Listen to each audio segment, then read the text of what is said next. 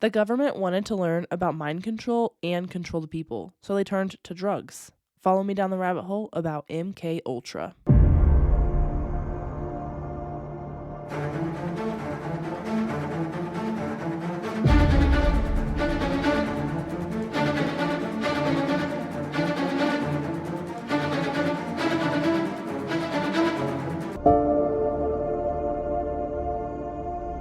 Hello, friends, and welcome back to the rabbit hole. I'm your host, Danny, and today we're going to talk about MK Ultra again. So the first time I did it, I did not do a great job, so I'm redoing it. So last week we learned about Operation Paperclip, Project Chatter, Project Artichoke, all of which are so important to learn about MK Ultra because they all led to here.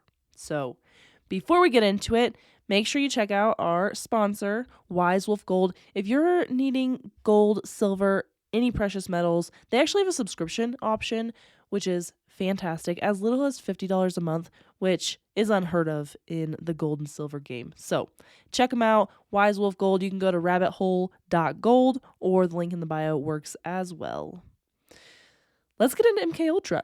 So a little bit of history. During the Cold War, the CIA had become convinced that communists had discovered a way to control human minds. They didn't know exactly how, whether it be drugs or some sort of technique, but about 5,000 Americans had signed letters while being held as prisoners of war in the Korean War, stating that the invasion by the US was not okay, that they didn't agree with it.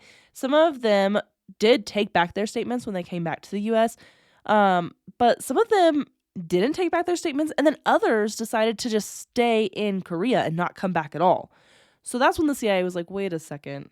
Like, are these guys being mind controlled? Did they go over there and get brainwashed? Is that what happened? And so this is kind of like what triggered this idea that they were under some sort of mind control. I mean, it also could have been like Stockholm syndrome.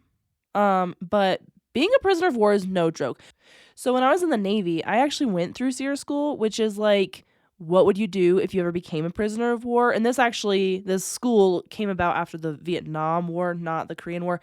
Either way, they're like, here, let's teach you how to be a proper prisoner of war so you don't give away too many of our secrets and you come back with honor, right? Their big thing was like, you need to return home with honor. They harped on that so much. So, but like just going through that, which is just a taste of what it would be like, I can imagine that these Americans had no idea what to prepare for being prisoners of war.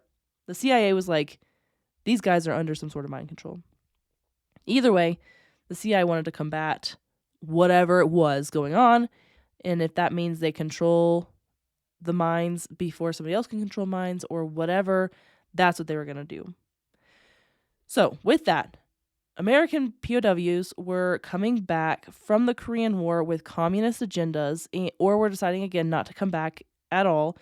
So that's when the director of the CIA, Allen Dulles, expressed his concerns with the idea of non-consensual experimentation of brain warfare, which was against American values and should be against human values, and that we should not be engaging in similar activities. And then he like made a statement about this to the American people, to the public, and then turned around, went back to the CIA, was like, here's what we're going to do. We're going to approve this project, MK Ultra. We'll just test on people. Don't worry about them consenting. It's fine. Yes, I know that I just told the American people that we would not do this in America. We're way more civilized than those people. We're not. Let's go. Let's do it. It's like a pretty messed up situation. It's also of note that the U.S. was the one to present this idea to the world, that basically nobody in the world should be experimenting on humans without their consent. And this is actually in the Nuremberg Codes. However, the U.S. also refused to sign that. So they presented it. They're like, hey, nobody should be doing this. You guys should sign this. We won't, because we have some things that we're doing over here we don't want you to know about, but you guys should sign this. You guys shouldn't experiment on humans without their consent, but we will. We'll do our thing over here. And that is where we begin with Operation Sea Spray in 1950. So, this was like a secret biological warfare experiment in which the US Navy sprayed two different bacteria over the San Francisco Bay Area. They chose San Francisco because they often have like a fog over the bay, and the Navy thought the fog would disguise the bacteria mist in the air. Allegedly, they believe these bacteria were harmless to humans, but it sent several people to the hospital and even killed at least one person. We don't know if it killed more. At least one is reported dead from this operation. And honestly, I wouldn't be surprised if more people got sick, like had health issues further down their life. Like, imagine the children that were there that now this bacteria gets sprayed over San Francisco. Like, they're going to grow up to have issues or be infertile. Who knows? MK Ultra was, they were like with Artichoke, like with Chatter, they were trying to find a drug that they could weaponize against their enemies to control minds. It started in the early 1950s, 1953 to be exact. That is the same year that Project Artichoke finished, because Project Artichoke, Project Chatter kind of got together. They're like, we should just use one bucket of money instead of two. We're trying to do so much. Let's put it all into one project. Let's call it MK Ultra. That's exactly what they did. This project was run by a chemist named Sidney Gottlieb and the Office of Scientific Intelligence. Okay, I don't normally do this, but I had to stop my recording because I had a place I had to be. I came back. My voice is much worse than it was. I'm drinking tea. I'm trying my best. So we're going to go through the rest of it with my weird voice, and I'm trying to get it done before I lose my voice completely. So hang with me, guys.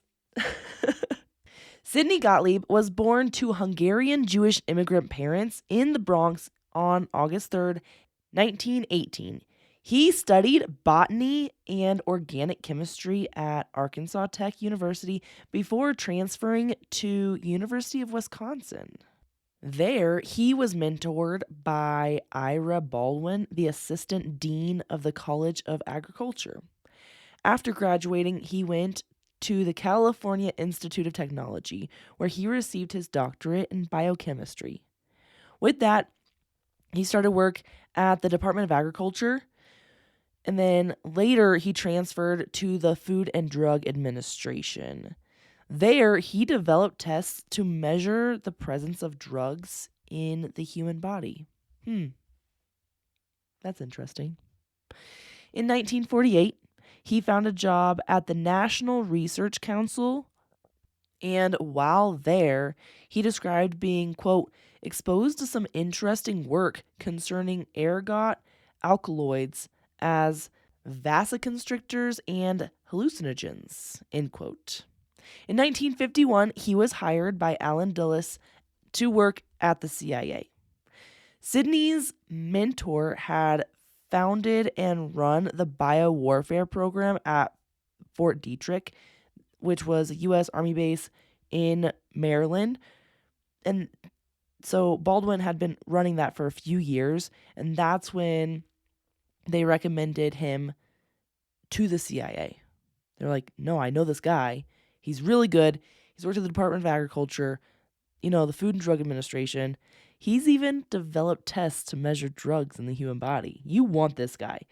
And Sidney knew a lot about poisons, and that was super important to the CIA. Interesting. When Sidney came on board at the CIA, Project Bluebird, or Project Artichoke, was already underway. He became the head of the chemical division of Technical Services Staff, which was a new office, and he was directed by Dulles to start these experiments. Mind you, they had not had people sign the proper paperwork or anything. So they're like, just start experiments. We'll take care of all that later. Which is illegal. Completely illegal. But they're like, we're the CIA. We do what we want. Conveniently, Allen Dulles' brother, John Foster Dulles, had been appointed Secretary of State, so that ensured that this secret project would get coverage all the way up to the top. They didn't want anybody knowing what's going on over here at MK Ultra.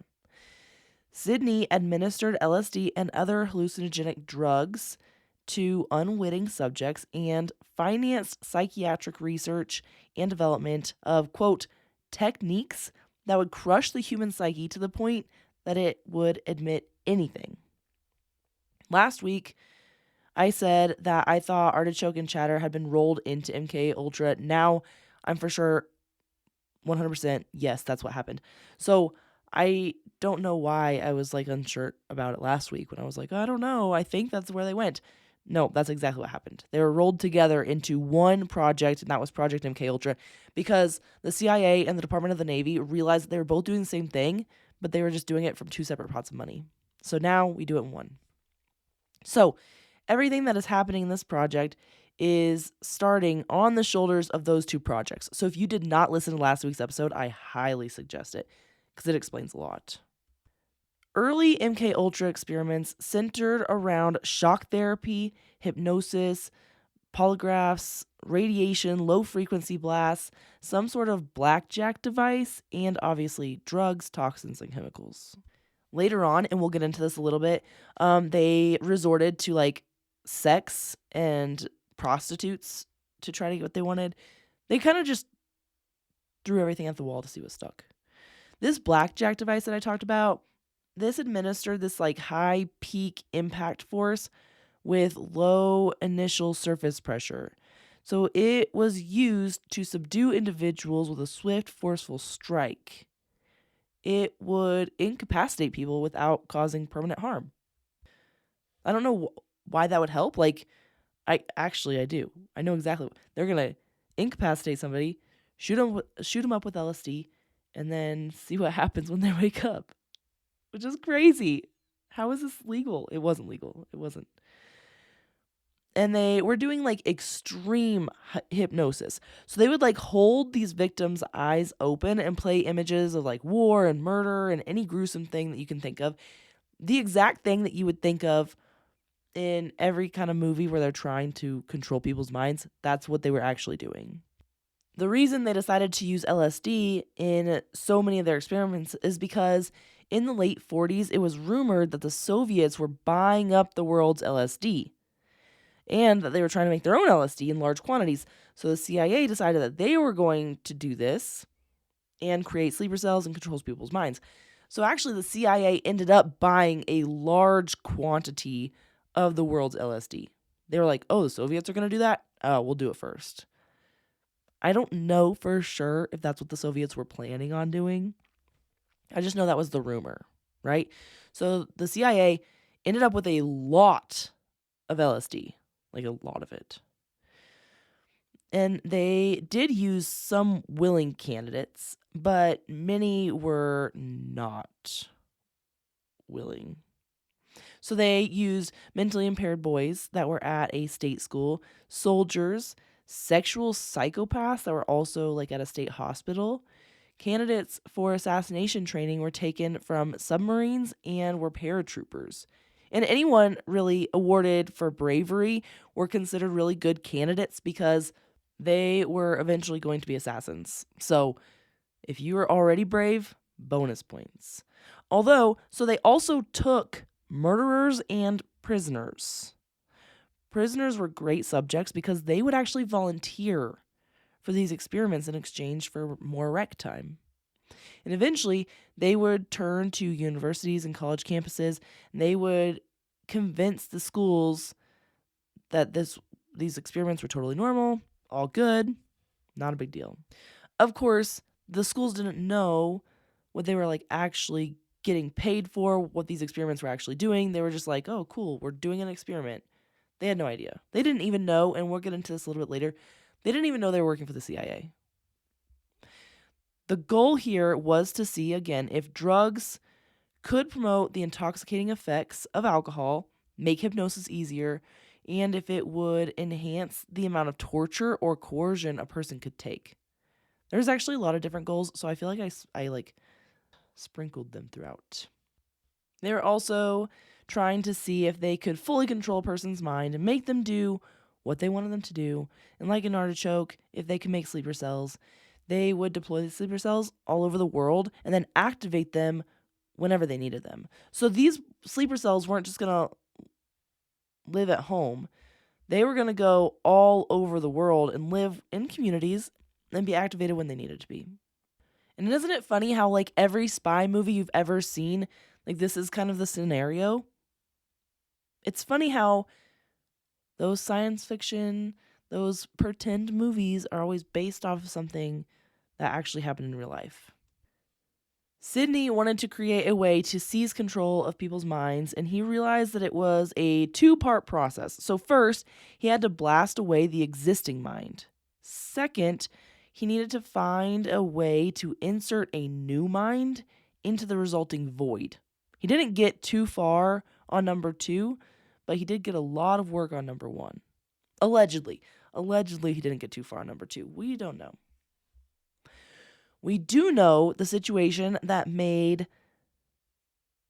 MK Ultra the most famous, and it's like the most public case, was the death of Frank Olson. On November 28th, 1953, at about 2:30 in the morning, a man fell to his death out of a window of a hotel room in New York City. His room was on the 10th floor, and he was only wearing his underwear.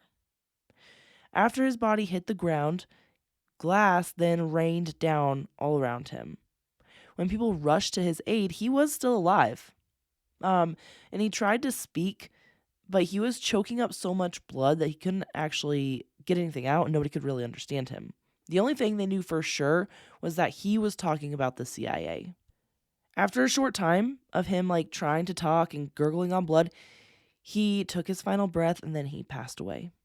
The room was registered to Frank Olson and a Robert Ashbrook. When the police entered the room, they found it was completely empty except for a man that was in the bathroom resting his head in his hands.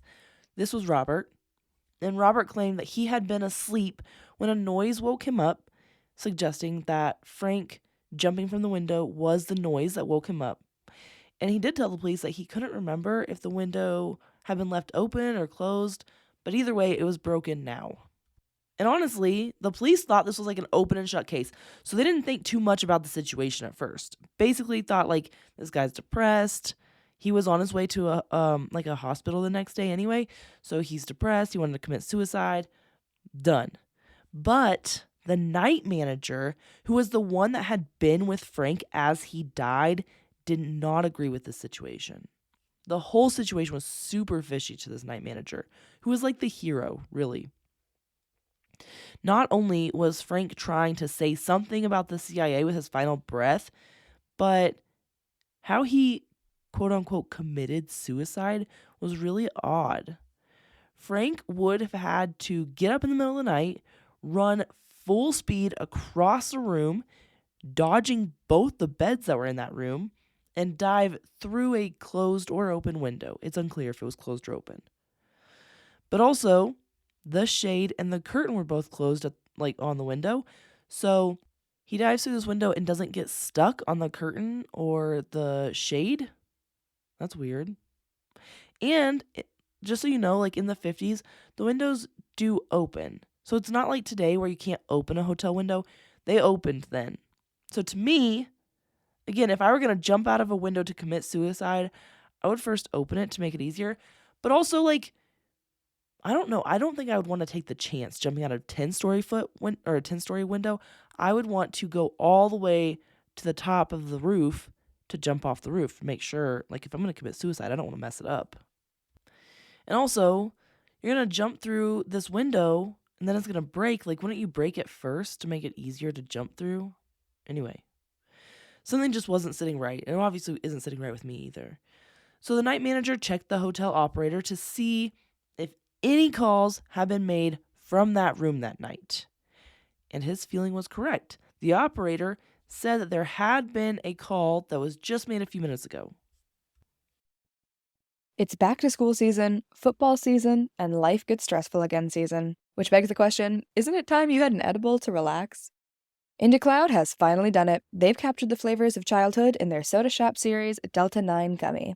Get those strawberry, grape, and fruit punch flavors while you also get high as...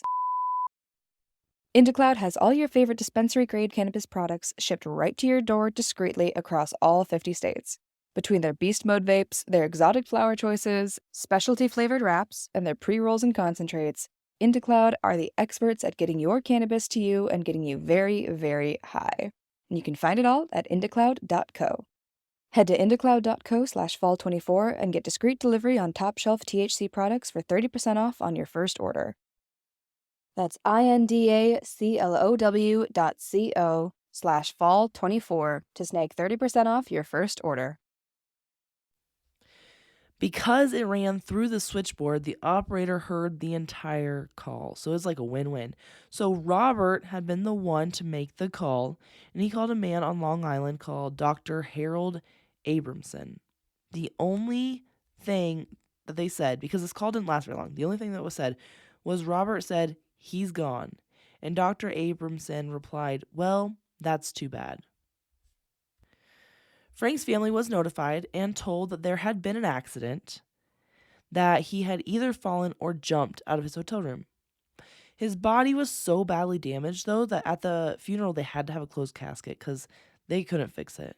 And the Olsen family tried to move forward, but it was pretty tough. I mean, he had children, he had a wife, and Frank's son would also ask his wife all the time, like, about his dad. He wanted to know about Frank, which any little boy does want to know about their father. And Frank's wife would always reply with the same thing: "You're never going to know what happened in the room that night." Basically, like, just brushing him off. But that just wasn't good enough for Frank's son, so he had a second autopsy conducted on his father.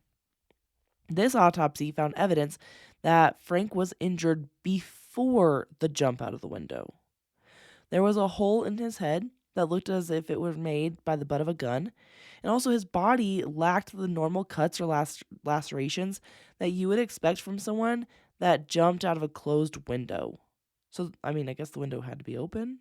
But again, I mean, the glass rained down around him after he fell out of the window. So either he fell faster because he's heavier, or somebody broke the glass after he fell out of the window. So this led to the theory that he had been assassinated by the CIA. It was theorized that Olsen wasn't cut out for the work that he was doing with the CIA and needed to be eliminated. Why couldn't they just fire him? I don't know, but they chose assassination instead. He must have known too much. It turns out Frank was a scientist working on MKUltra, imagine that, with Sidney Gottlieb, and just 9 or 10 days before this whole situation, he had been secretly dosed with LSD on Sidney's orders. So they were, like, a lot of the scientists were all attending this retreat, and Sidney told Robert Ashbrook to lace Frank's drink. He laced a couple of the scientists' drinks that night. But Frank did not take it well. He was not good on LSD. By this time, they had given up all of their truth serums and decided that LSD was the best truth serum that they had. So they were hoping that this drug would make the subject confess and that they wouldn't remember anything afterwards. Which is not the case. If you ever do acid, you remember. Anyway, I'm not saying I've done it. I'm just saying I've heard. Frank was in the hotel in New York City because he was being transferred to a hospital for psychiatric care the next day. So the next day, Robert was supposed to take him to the hospital, drop him off, or at least that's what they told Frank. And all of this was reported in the New York Times. But you know who didn't know any of that? Frank's family. And they actually found out because it was reported in the New York Times. And then to add to the strangeness around this case, just 10 days after his death, the Olsen family was invited to the White House to meet the president. What? President Ford gave them a formal apology, and then Alan Dulles also gave them a formal apology. So I'm assuming, like, for the loss of a loved one, but I think it's more like they're trying to cover the CIA's ass. Basically, they all agreed that this was a wrongful death, that he should have never died, and they were like, hey, if you agree not to sue us, then we will give you $750,000. Which, for reference, that's about $8.8 million today. That the president himself is like, hey, yeah, Frank shouldn't have died. That's a real bummer. I'm so sorry for your loss. You know what? We're just going to give you some money, just a little bit, just to help you out. We're sorry that your husband's dead. Thank you for your service to this country. Here's $8.8 million. You're telling me you don't look further into that? If that's like what is happening? And it wasn't like they didn't want the family to sue because they were worried about money. Like, they don't care about money. Obviously, they wouldn't have offered like such a large settlement if they were worried about money. They were worried about their experiments getting out to the public. So like, let's shut this family up. They're asking too many questions. They're going to learn too much. Let's just shut it down before we have to shut down our whole operation. But again, as we talked about earlier, the Olsen children just didn't understand much about their father or his death. Like, what kind of scientist was their father? Like, who was this guy? Not everyone gets invited to the Oval Office to get a personalized apology from a couple of the highest paid people in the country because of science. Like, okay, yeah, we respect our scientists, but like that much?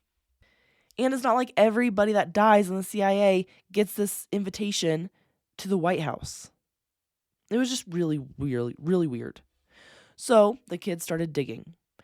And they found out that Frank Olsen was one of the top scientists to be assigned to the top secret biological warfare lab in Fort Detrick, Maryland during World War II. The same lab that Sidney Gottlieb's mentor started up and was running.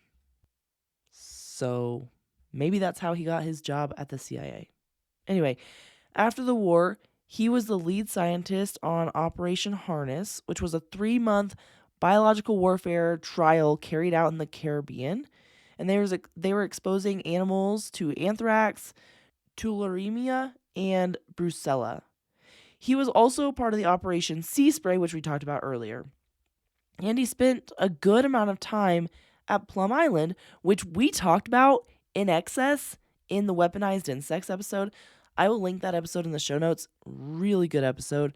But Plum Island is where they were modifying insects.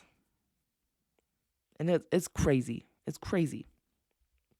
Frank specialized in the delivery device for the biological weapons, such as like canisters disguised as shaving cream cans that would disperse anthrax into the air.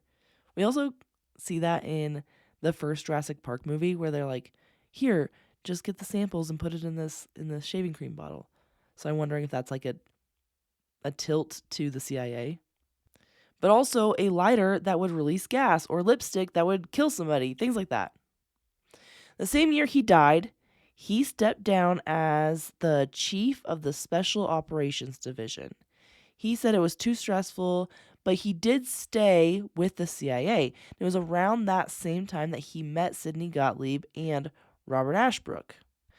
But MKUltra took a huge toll on Frank. He saw how harsh these guys were being to candidates they were calling expendables. And these things were so inhumane, and he didn't want anything to do with it anymore. But he knew too much. And not to mention, like I've mentioned before, these things were illegal.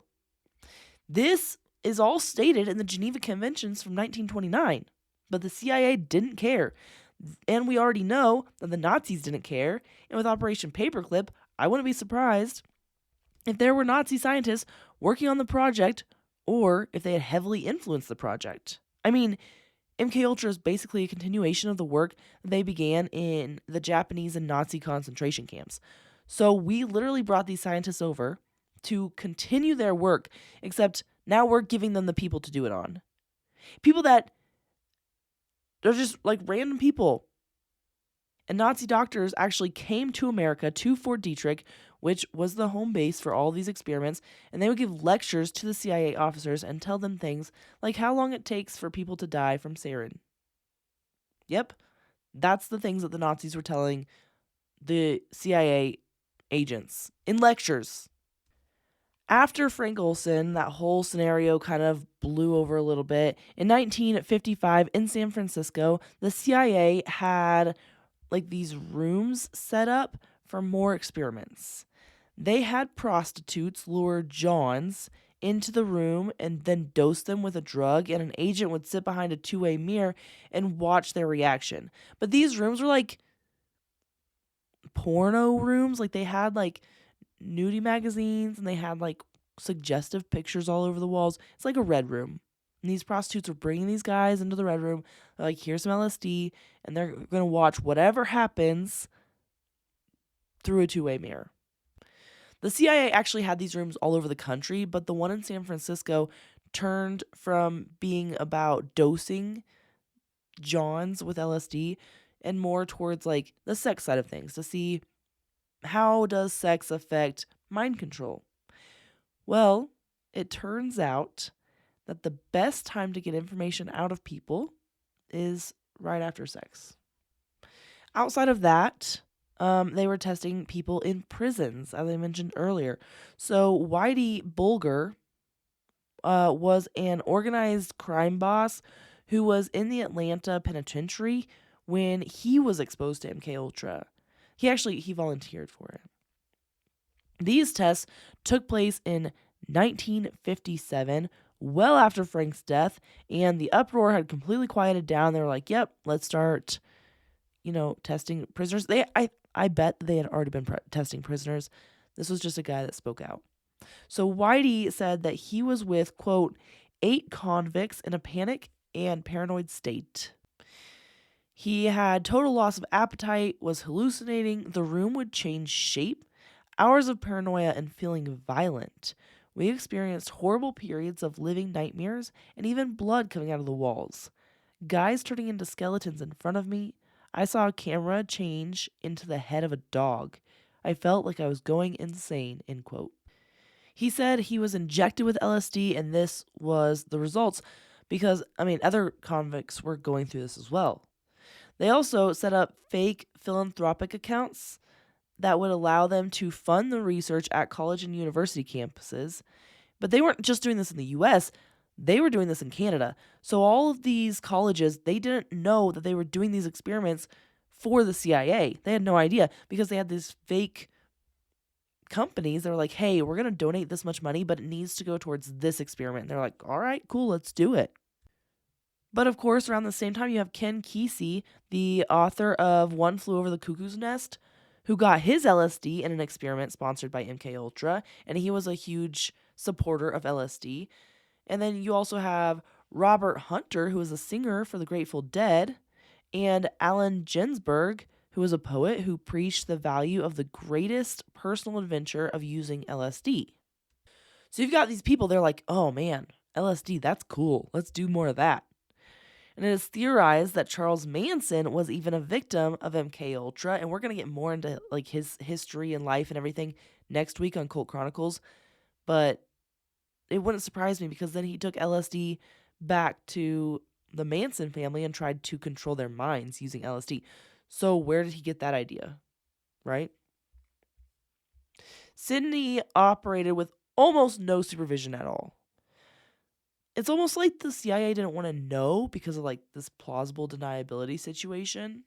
Unfortunately for them, in 1963, the CIA's Inspector General's staff found out about MKUltra and shut down this whole project on the grounds of it being immoral.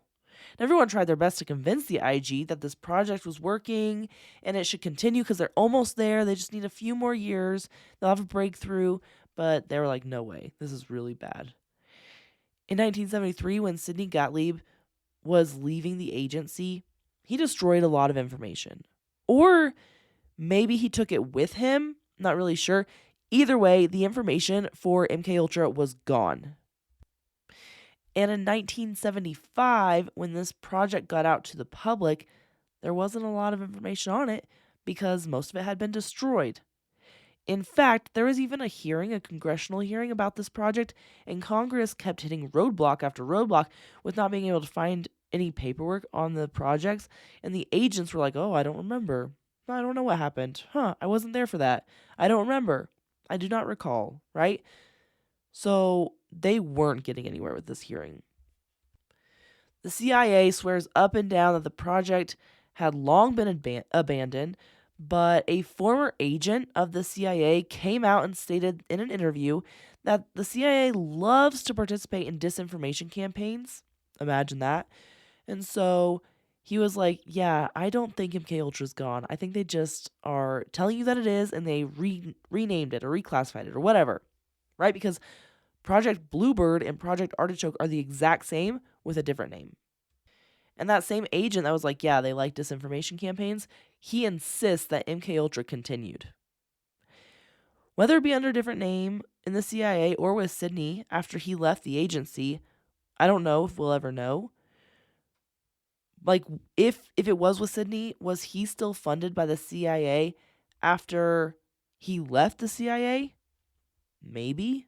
I mean, they were funding all these universities and colleges to do these experiments. Why not fund him? Because they're using like black channel or black funds anyway. So it wasn't like they were above board to begin with. And even now, like, I know that there's been a lot of rumors on the internet over certain artists or different people being victims of MK Ultra. I've heard of Doja Cat being accused of such things. I don't know who that is. Somebody messaged me about this. I don't know who Doja Cat is, but this person was, I guess they're like an artist.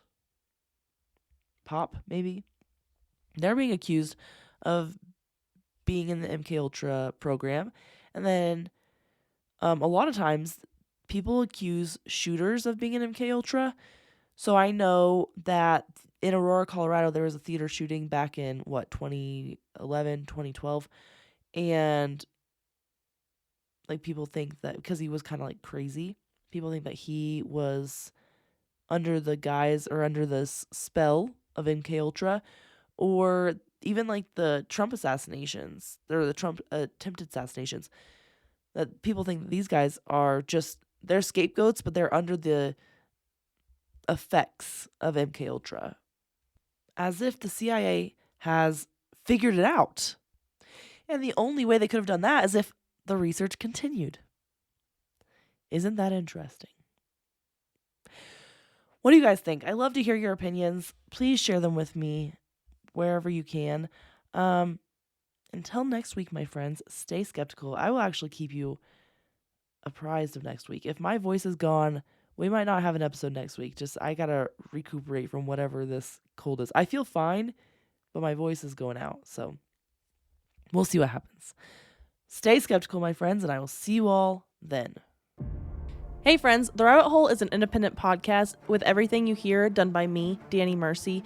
I appreciate all of your support. Please rate and review wherever you're listening. If you want to follow us on Instagram, it's at rabbit.holepodcast. And thank you, Zakar Balaha, for our awesome intro.